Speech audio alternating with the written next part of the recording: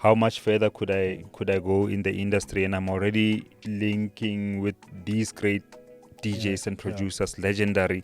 And I think for me, I just remain humble, remained working, just thinking about the cradle of humankind as it is, what it is, what it stands for humanity. Everybody who's landing at OR Tambo should be the first thing that they want to see. Like, I need to go see this.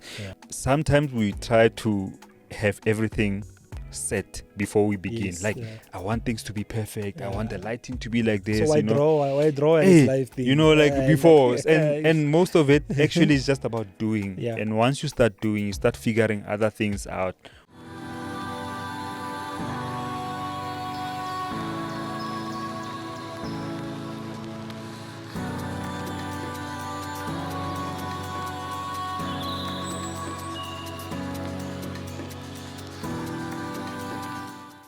It is the month of March, the month in which we celebrate human rights here in the country.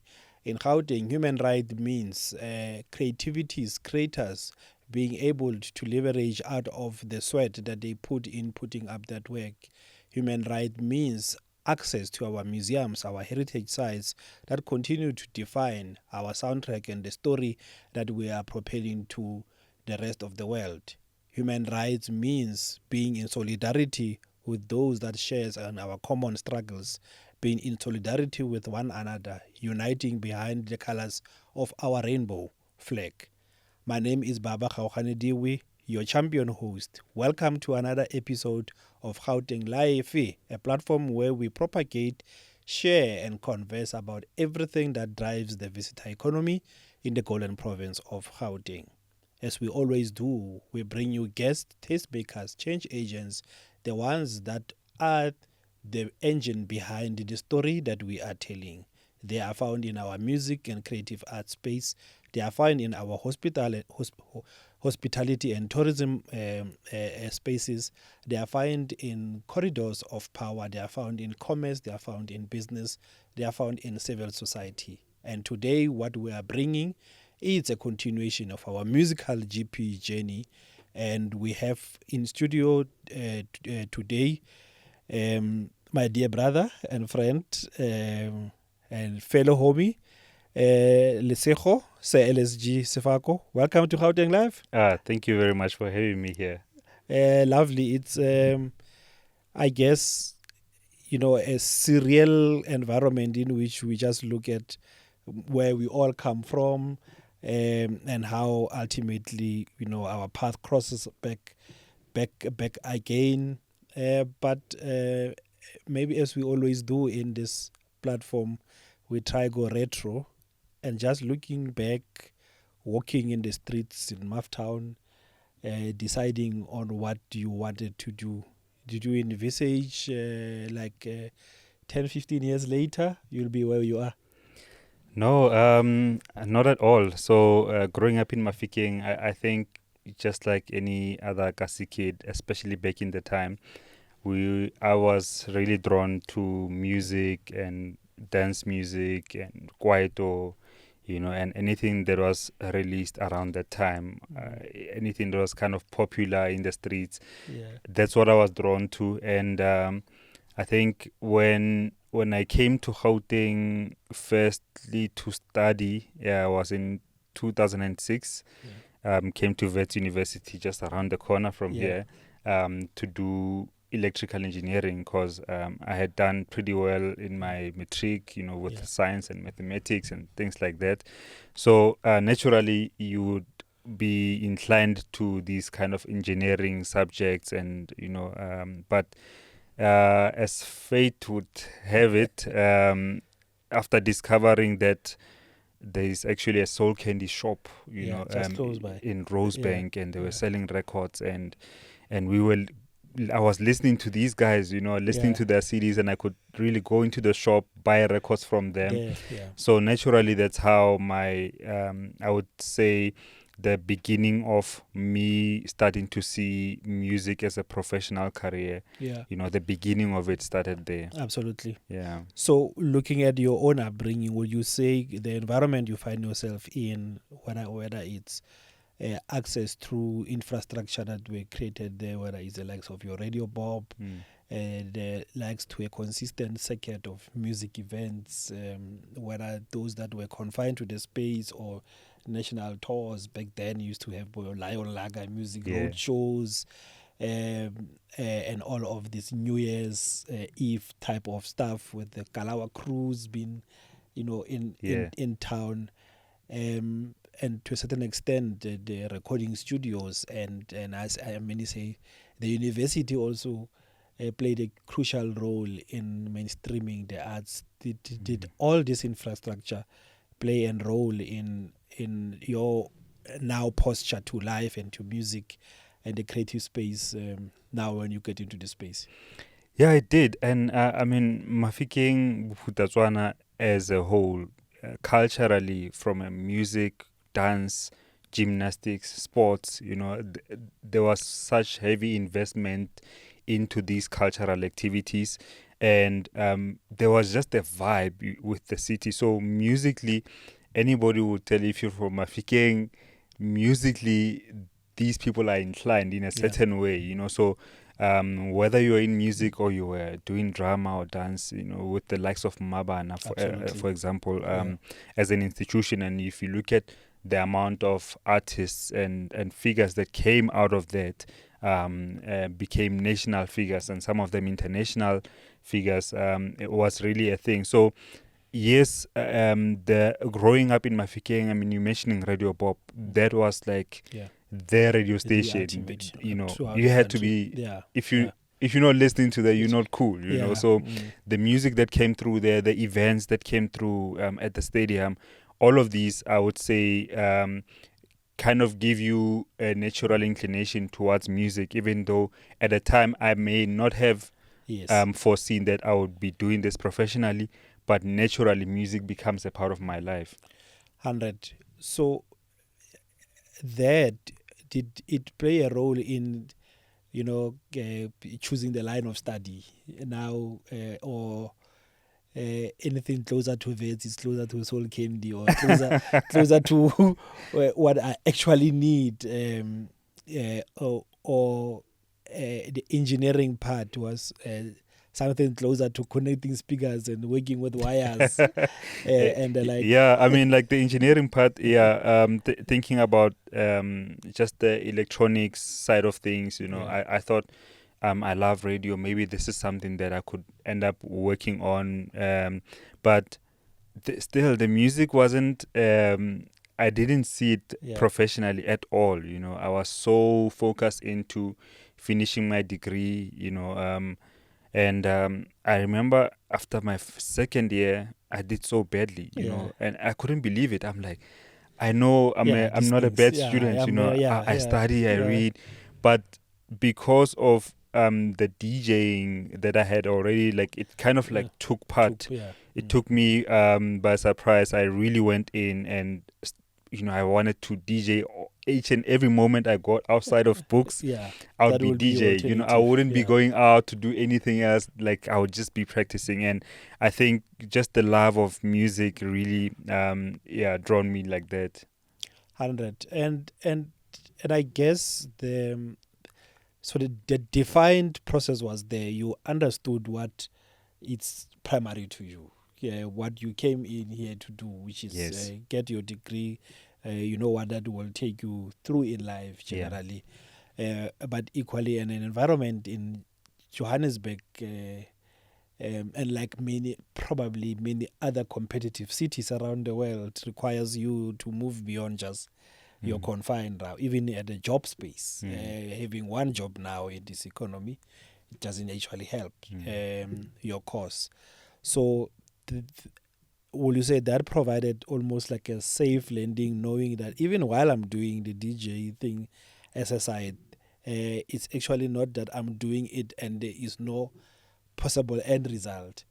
Therefore, the options that the environment created actually enable you to then ultimately later on move into this thing without that much fear, because the opportunities might be beyond just this one thing, which is electrical engineering.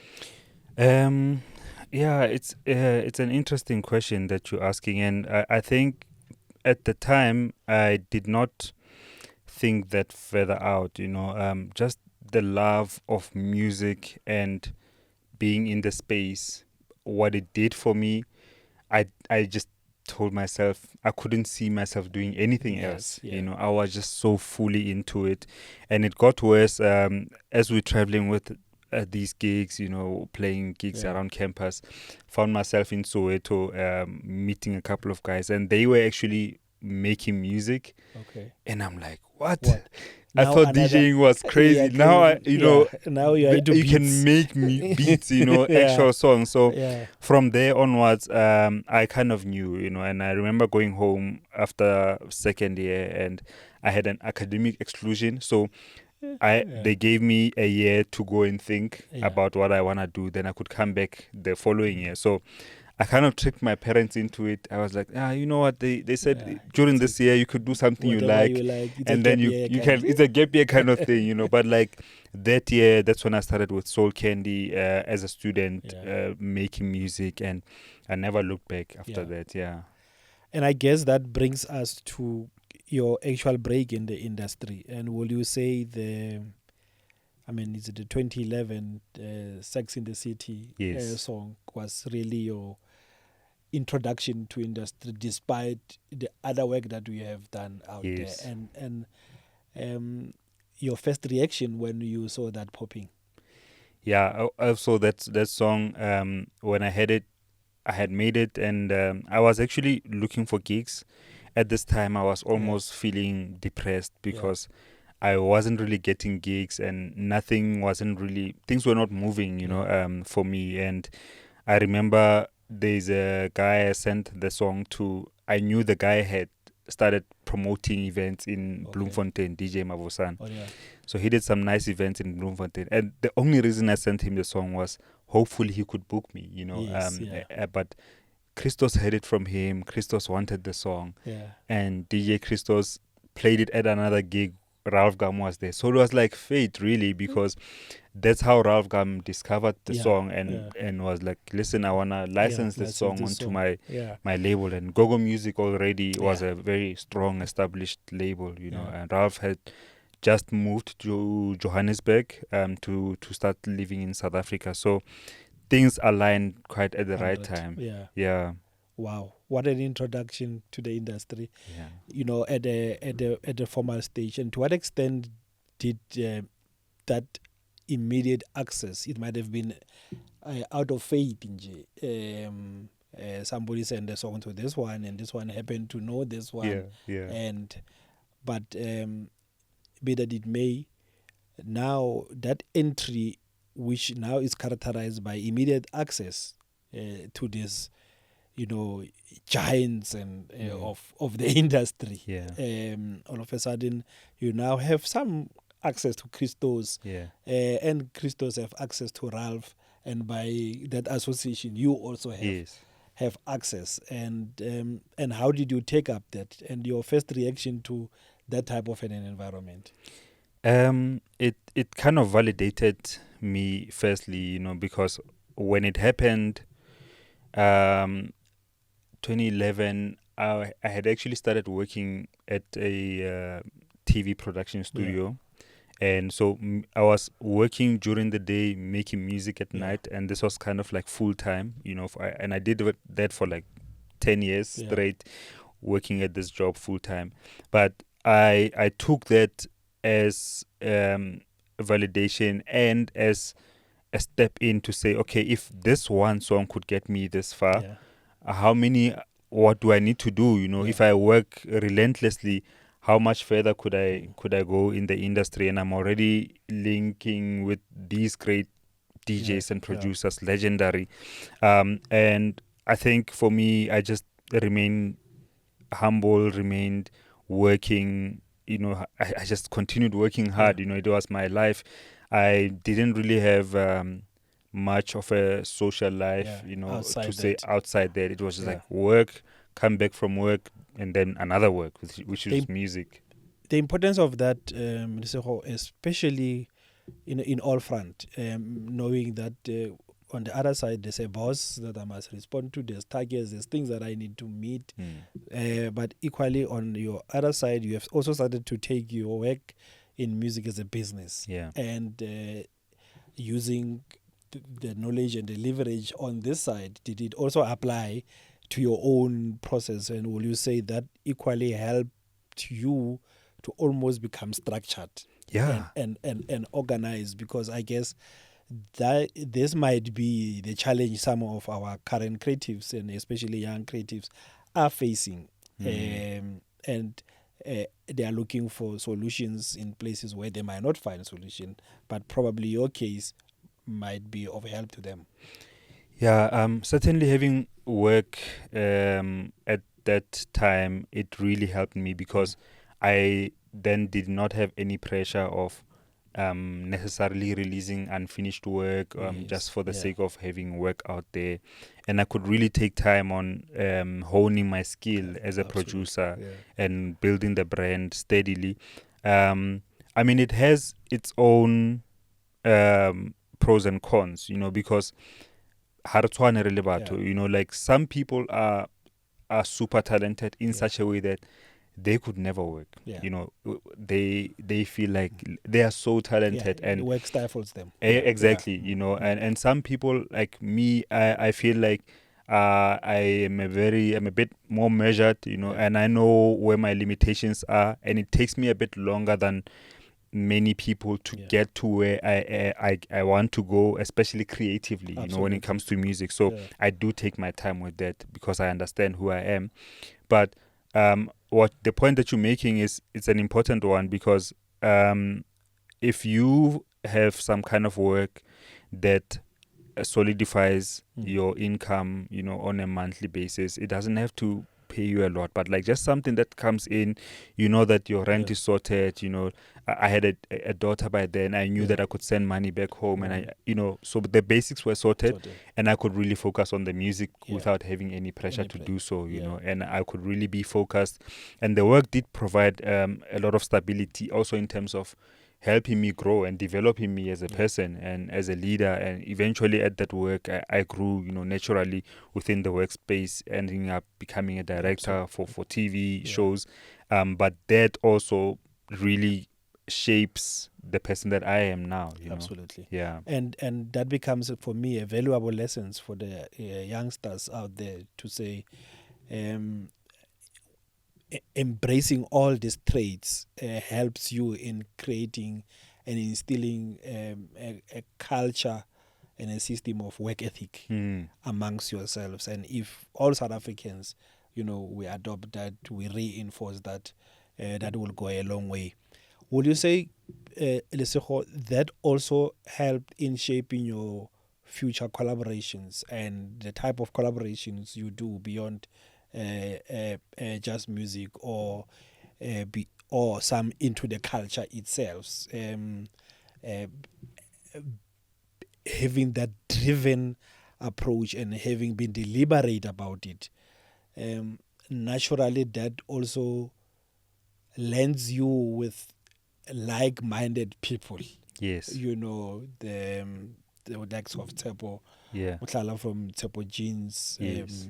You were talking about those that are super talented that doesn't have to work. Imagine Shims are working. Exactly. That will look very funny. Yeah. But your collaborations there with Kunye and others, into the fragrances beyond just the culture and the teas doing. Did that also come from that type of a background?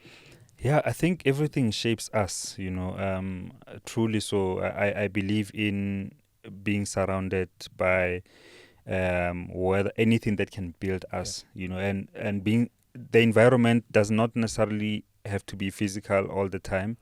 Even what we consume, content that we consume, that's environment in its own way, and it does shape us, whether we like it or not. And I've always tried to consume as much content as possible that speaks to developing me as a person, and seeks to develop and other ways on how I could possibly develop other people.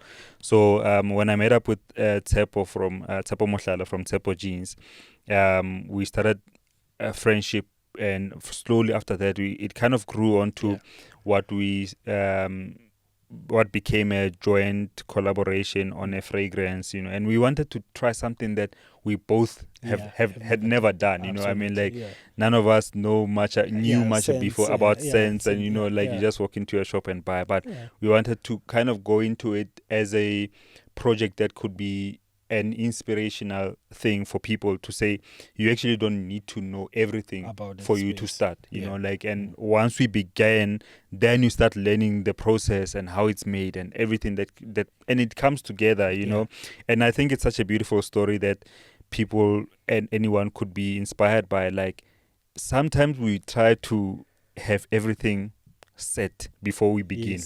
I want things to be perfect. I want the lighting to be like this. So why draw a life thing? Before. And most of it actually is just about doing. And once you start doing, you start figuring other things out, where to fix and how to grow. And that has been the story of my life, actually, of recent, let's say 5 years. It's like, if I can start, I can grow from there. Yeah.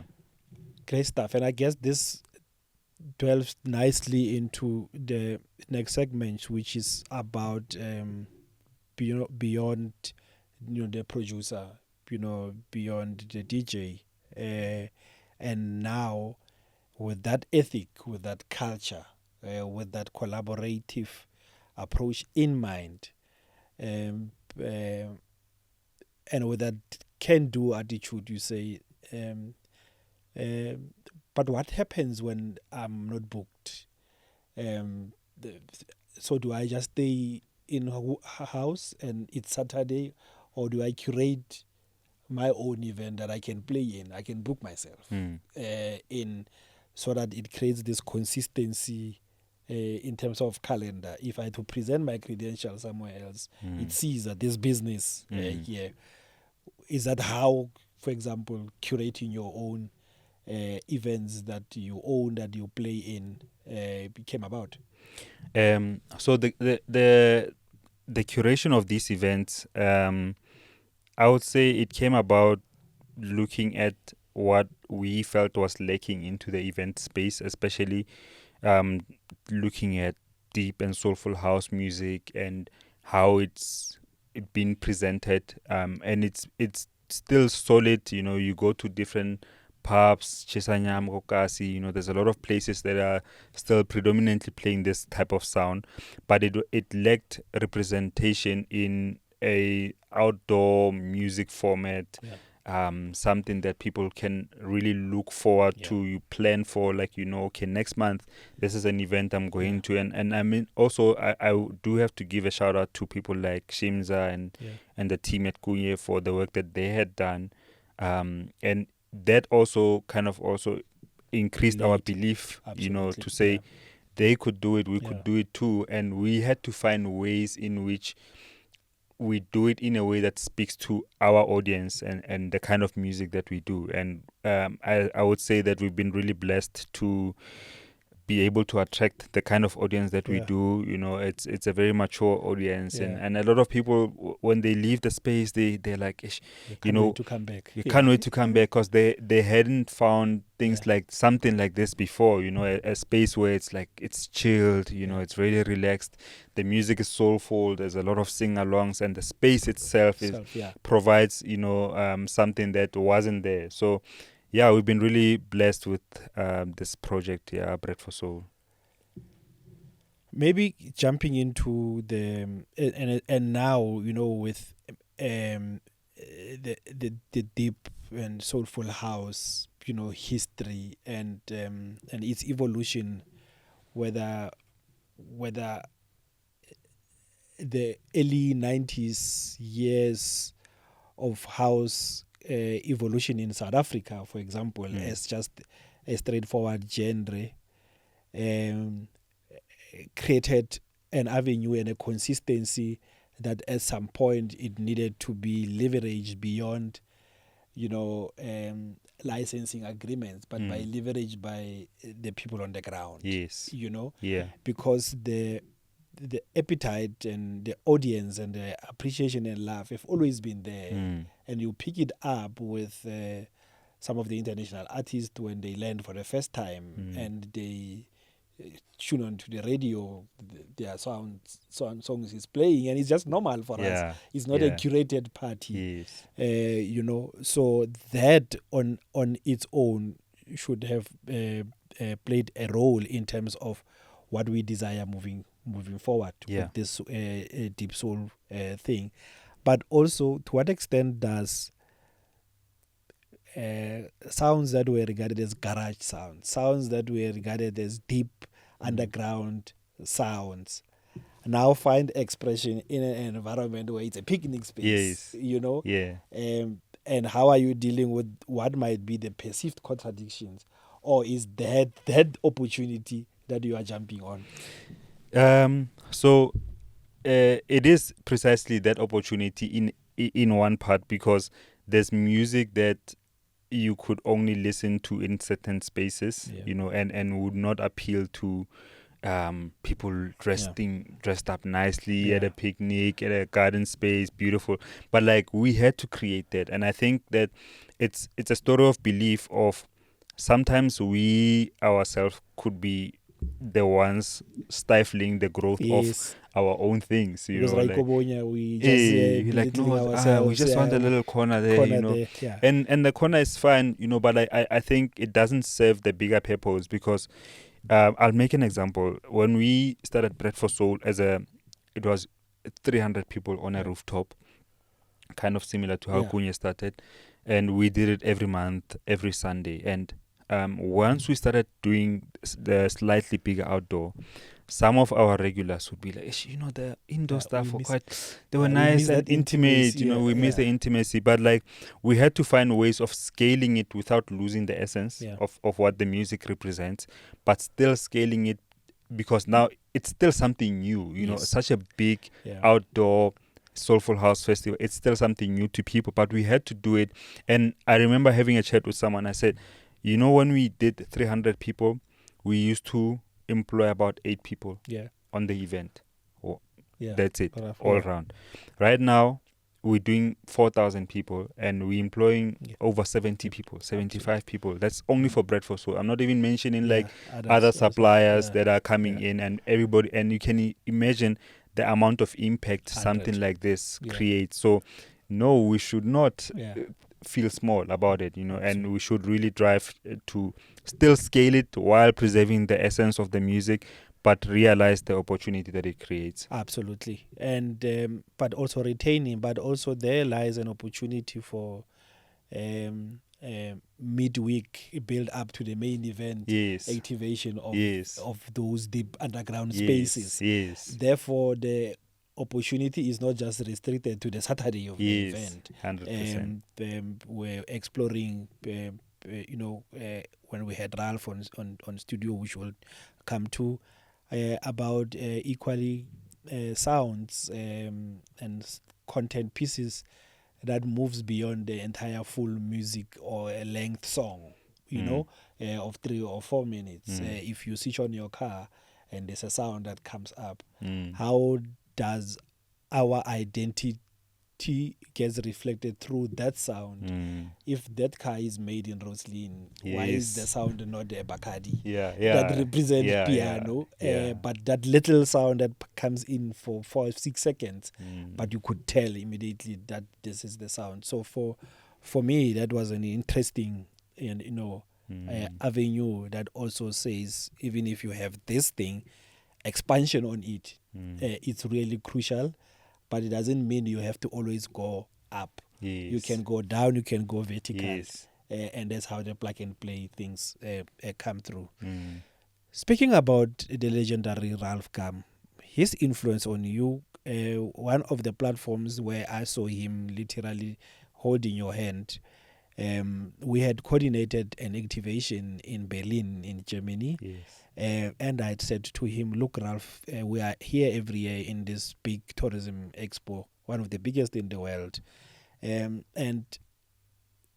I think with what you have been able to do for our culture, and how the culture also embraced you. You are a perfect person to come and actually speak to your fellow homies on our behalf. And you can then just put Ralph Gum in a trade show with a suit. It doesn't work that way. So you had to do a session that appreciate that Ralph Gums does what he does best, which is through music. And he had brought you along, and he had brought Shimza along. Just your reflection on his role on your life musically and now brotherhood, and the importance of just having access to such. Yeah, that Berlin trip was quite a special thing for me. It was my first international trip actually that I had taken, and having to see a city that has been known for electronic music and celebrated for electronic music and the nightclubs for such a long time. Me being there was a blessed experience, you know. So I'll forever be grateful to him, Ralph, and to Gauteng Tourism, you know, for that platform. And yeah, you know, with Ralph Gum, he's when it comes to technically, in studio, he's I would say a surgeon, you know. Like the way he works, he's so particular. Precise, you know, nothing goes unchecked, you know. Like you could try hide things there, but like he will find things. And it's that attitude of really being particular about things that I grew to learn from him, you know.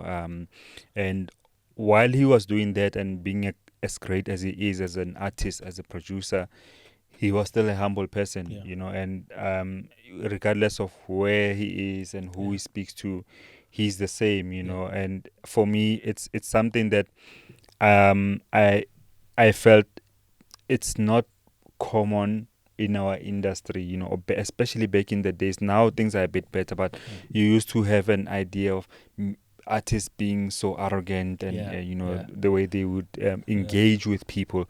But like meeting somebody like Ralph, spending so much time with him in his studio, outside the studio gigs, and just seeing how he interacts with people, I think that's the best trait, you know, that I learned from him. Absolutely. Yeah. Let's jump now into and especially again some of the things you guys did, and I don't know how central is it now, you know. Let's talk about, for example, music videos.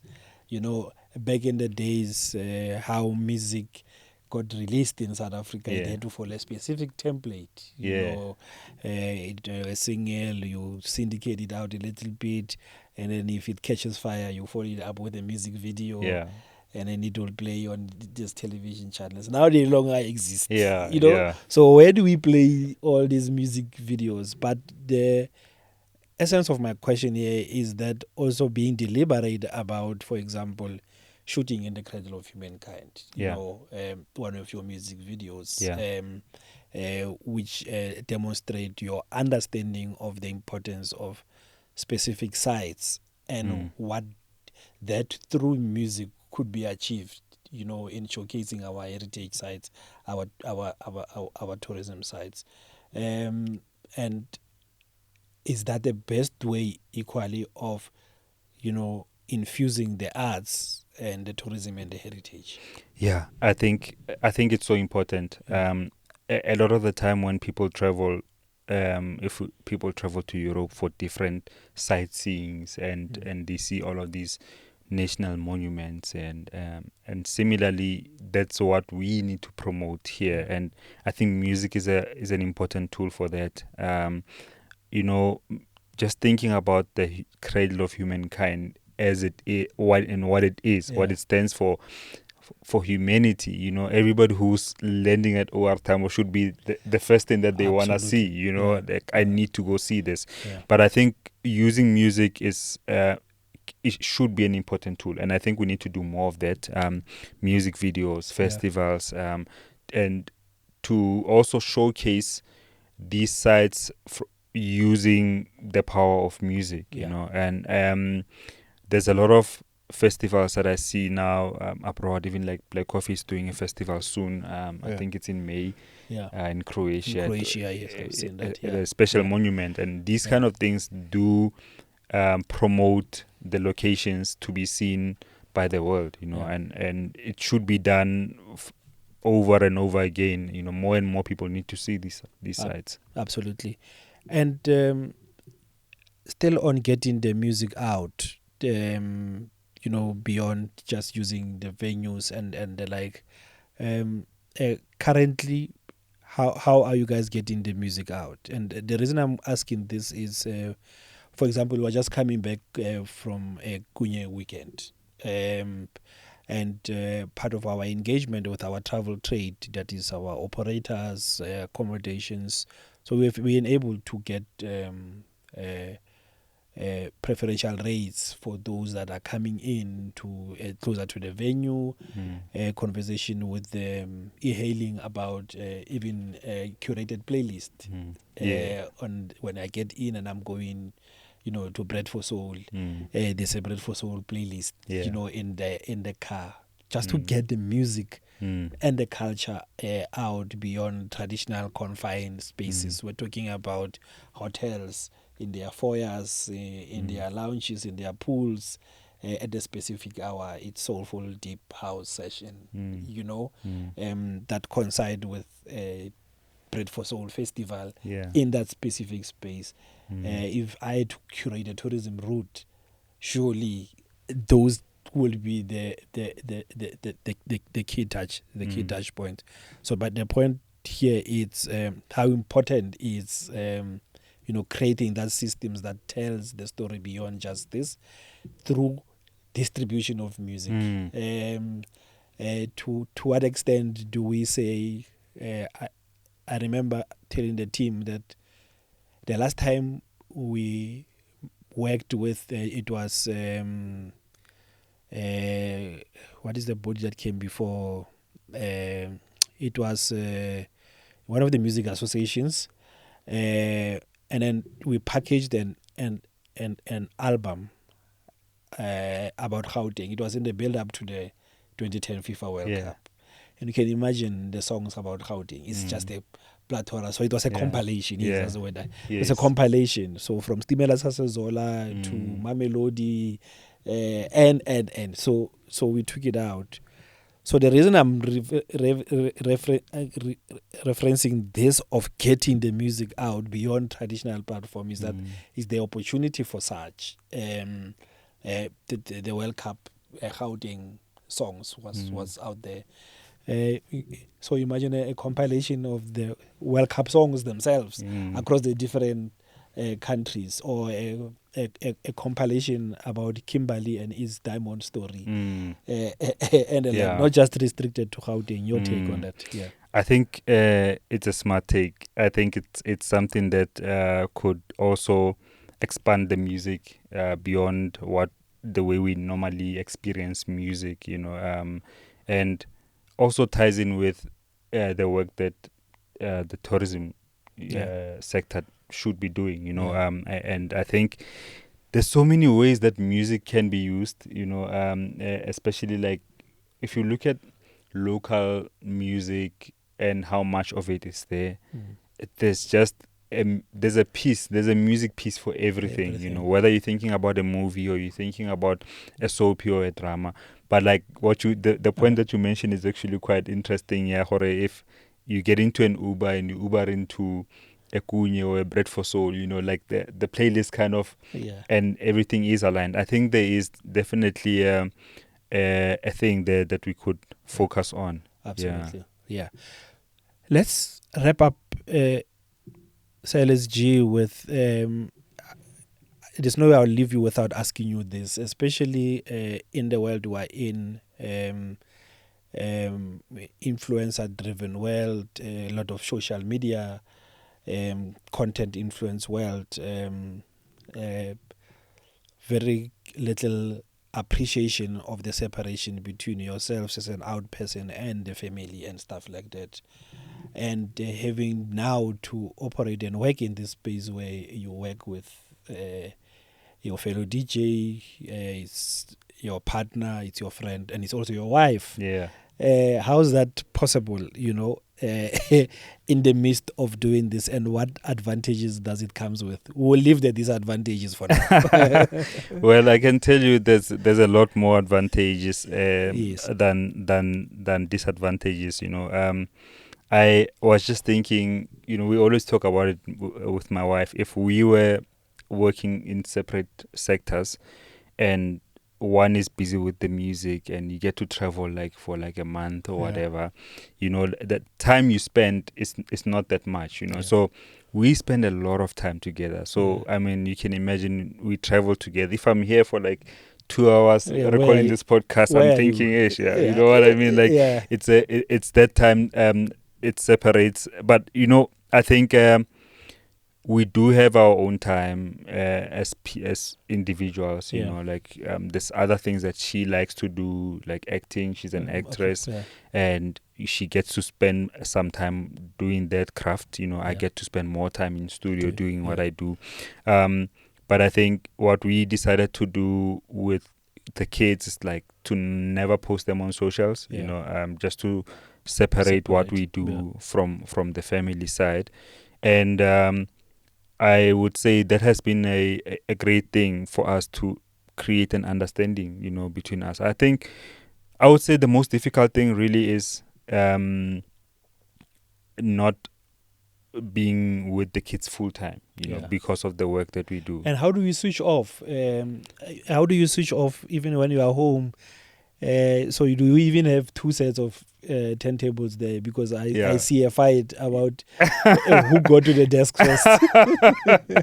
Yeah, you can't switch it off, unfortunately. But like, the music plays it's a crucial part of what be of us. Like we both dearly love music, and I can tell just from waking up. If she's in a good mood or not by the music that she plays, if she misses home, if she misses church or whatever, like, so we communicate a lot through music, and we actually at some point I would say it brought us together, because there were some things that we liked that were similar, and we celebrate music every day. It's been such a blessing to our relationship. I hope that doesn't influence the kids to just see the world as this is the only world because of what is being played in the house. Kids, my gosh, this little one, she's like, if she sees Dex, that's where she wants to go. But I think I would like to at some point become. We would like to become parents that would give the kids space and time to figure themselves out. If they like music, they like it. If they like something else, they should like it. And if we are in a position to support them, we will do. And the importance of separating the business from the family, Lesego. Because you are also business partners. You are executing. You end up taking the profit of the speaker and going to buy bread in the house and forget to reconcile the sleep, and stuff like that. But also, how does that enhances the discipline and how does that springboard into general life accountability process beyond either being husband and wives or beyond being business partners? So it's a good question. We have looked at Bread for Soul as a business, and purely as a business, and we are employees. Besides being founders and partners in the business, we do have another partner who's a friend of ours. But everybody gets their salaries, and your salary is your salary. And beyond that,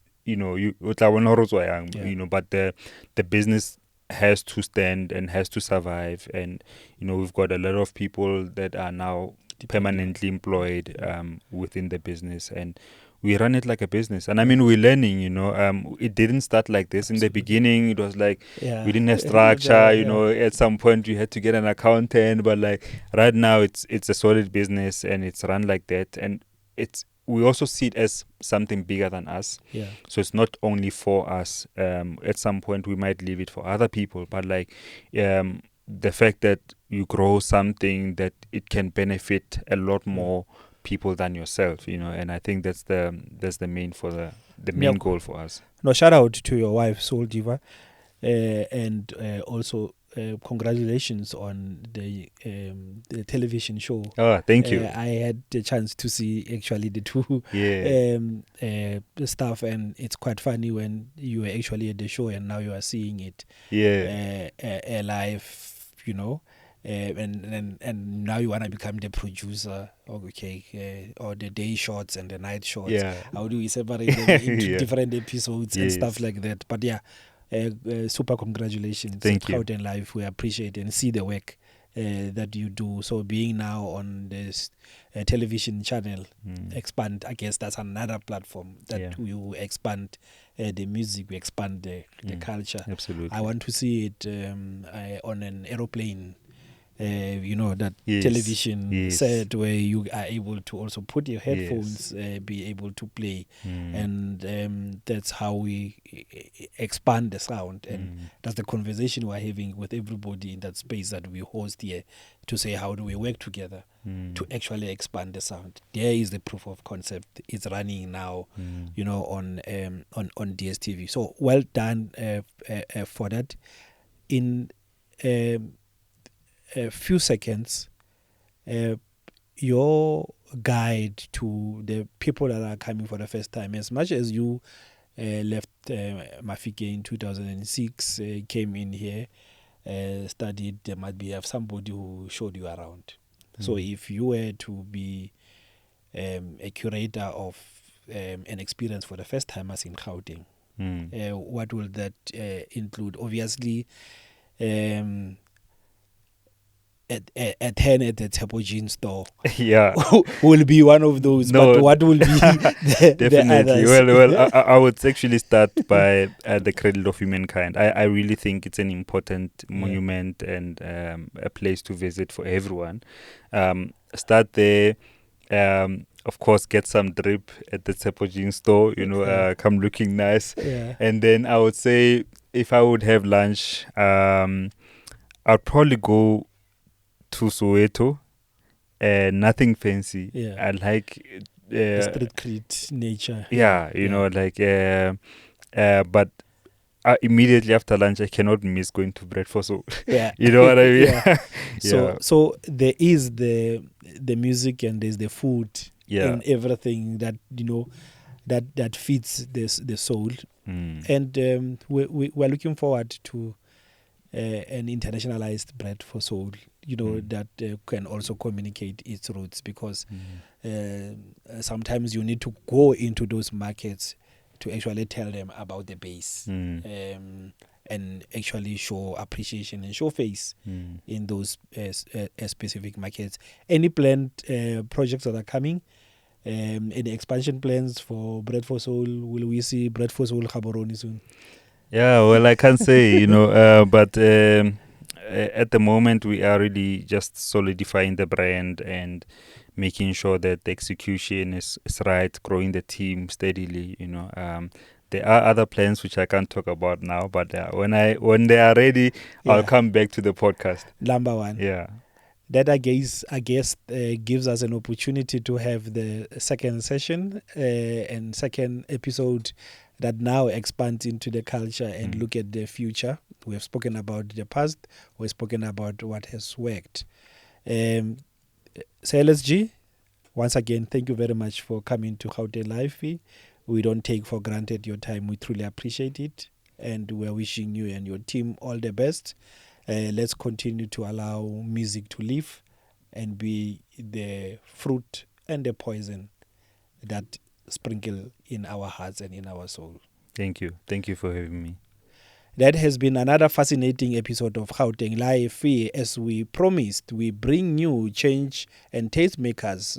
Lesego's journey from Mtown into Johannesburg, studying mechanical and electrical engineering, but understanding the importance of work and the importance of being an overachiever in this destination of ours led him to establishing this permanent and phenomenal platform, Bread for Soul, continue to produce music with legendary acts across the world, and through the support and coordination from Gauteng Tourism, landed himself in Berlin, the home where culture, creativity, and music also interface. And through that learning, he was able to come back and start all these programs that he is running. That is the power of collaboration. That is the power of working together. Don't forget to subscribe to our platform. We are also at Visit Gauteng. On X, we are at Gauteng Tourism Authority. We are also available on Facebook at I Love Gauteng. Also follow other social media channels. Don't forget to download the Visit Gauteng mobile app, a platform where you can load your business. You can load your coming events. After verification, we'll be able to publish them for free and share your story with the rest of the world. Until the next episode, let's continue to polish those golds, those diamonds that makes Gauteng gold. Second round.